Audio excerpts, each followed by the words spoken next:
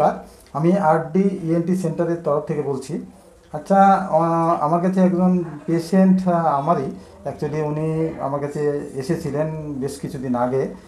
Patient হিসেবে আসতে হয়েছিল, তা বিশেষ একটা সমস্যায় পড়ে, সমস্যাটা উনি নিজে ক্রিয়েট করেছেন, তাও একটা বিশেষ ব্যাপারের জন্য। বাঙালি তো খুব ইমোশনাল, ওনারও মধ্যে অনেক ইমোশন কাজ করেছে, সেটা আমাদের অভয়াকে নিয়ে। হ্যাঁ, সেটা অভয়কে কেন টেনে আনলাম এখানে, দেখুন, ওনারই জন্য উনি অনেক দিন ঝড় বৃষ্টি বাদলের মধ্যে দিয়ে উনি একজন সাংবাদিক, অনেক ভিডিও, অনেক ইন্টারভিউ এইসব নিতে গিয়ে ওনাকে রাত দিন কাজ করতে হয়েছিল। সেই সময় তার একটা ইমোশনালি এত বেশি করেছিলেন, যার ফলে উনি নিজের দিকে আর নজর দেননি। তার ফলে ওনার কানে একটা বিশেষ সমস্যা দেখা দিয়েছিল। সেই সমস্যাটা কি, ওনার কানে বাইল্যাটারালি একটা এএসএম ফার্স্টে হয়, মানে অ্যাকিউট সাপোরেটিভ ওটাইটিস মিডিয়া, এবং সেটা প্রপার ট্রিটমেন্ট হয়নি বলেই আমি বলছি। কারণ ওনার প্রপার ট্রিটমেন্ট হলে আমার কাছে আসতে হতো না, কারণ উনি আগে অন্য ডাক্তারকে দেখিয়েছেন, তারা যা ডায়াগনোসিস করেছেন সেটা আশাপত্র ঠিক হয়নি। এরপরে আমার কাছে যখন আসেন তখনও কিন্তু কানের অবস্থা খুব খারাপ, এবং অ্যাকিউট ম্যাস্টোডাইটিস, যাকে বলে বোনের মধ্যে ইনফেকশন চলে যাওয়া, সেটা হয়েছিল। এবং আমরা সেটা প্রুভ করেছি, শুধু প্রুভ নয়, এভিডেন্স হিসেবে আমরা ইউএম তার ছবি করা এবং টিম্পানোমেট্রি, অডিওমেট্রি সবই করা হয়েছিল, এবং তাতে দেখা গেছিলো যে কানের পর্দার অবস্থা ভীষণই খারাপ অবস্থা ছিল। এবং যে অ্যাকিউট ম্যাস্টোডাইটিস সবাই জানে, যারা ডক্টর তারা খুব ভালো মতো বুঝতে পারে যে এরা বেশিরভাগ ক্ষেত্রে কিন্তু অপারেশন করতে হয়। আমি ডেফিনেটলি অপারেশন করতে ভীষণই ভালোবাসি এবং করে থাকি, কারণ সার্জন যারা তারা রক্ত দেখতে পছন্দ করে এবং রক্ত দেখে, তাহলেই তাদের ঘুম নাকি ঠিকমতো হয়। কিন্তু এই কথাটা যে একদম ধ্রুব সত্য কথা সেটা বটে, কিন্তু তার মধ্যে একটা ব্যাপার আছে। চিকিৎসা করতে হলে পেশেন্টের দিকটা ফার্স্ট, কারণ আমি যা চিকিৎসা করছি সেও একজন মানুষ। সেই মানুষের চিকিৎসা করতে হলে মানবিকতা যদি না থাকে, তাহলে তাকে কি করে আর বলি। হ্যাঁ, ডক্টর হলেও তাকে মানবিকতা দেখাতেই হবে।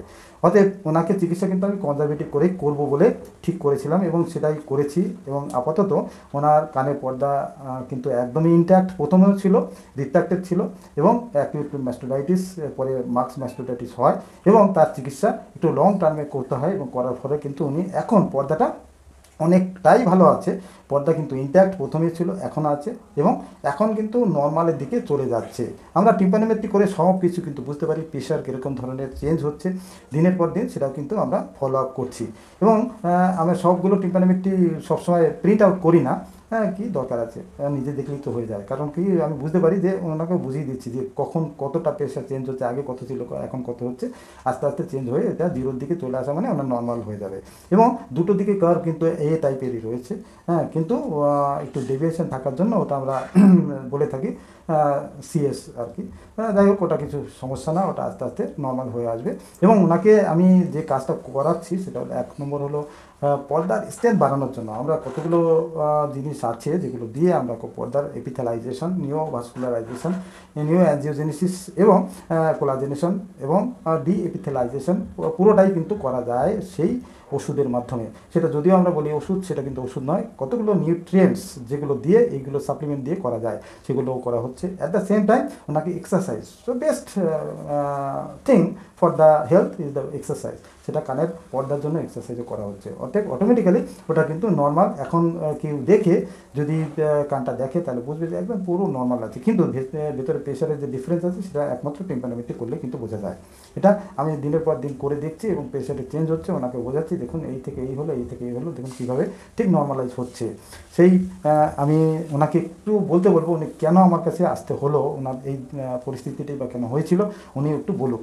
মানে ভিডিওটা একটু বড় হবে হয়তো, আপনারা দেখবেন, পুরোটাই দেখবেন, কারণ ইনি একজন বিশেষ ধরনের একজন ব্যক্তি, যিনি এই সোশ্যাল মিডিয়া নিয়ে থাকেন, রিপোর্টার, এবং ওনার নিজস্ব চ্যানেল আছে, উনি টিভি প্রোগ্রাম পরিচালনা করে থাকেন, এবং বিভিন্ন সেলিব্রিটিদের নিয়ে কাজ করেন। কিন্তু আজকে মানে আমারই সৌভাগ্য, একজন ওকে পেয়ে গেছি যে আমি তাকে নিয়েই ভিডিও করছি। হ্যাঁ, উনি এবার নিজে কিছু বলবেন।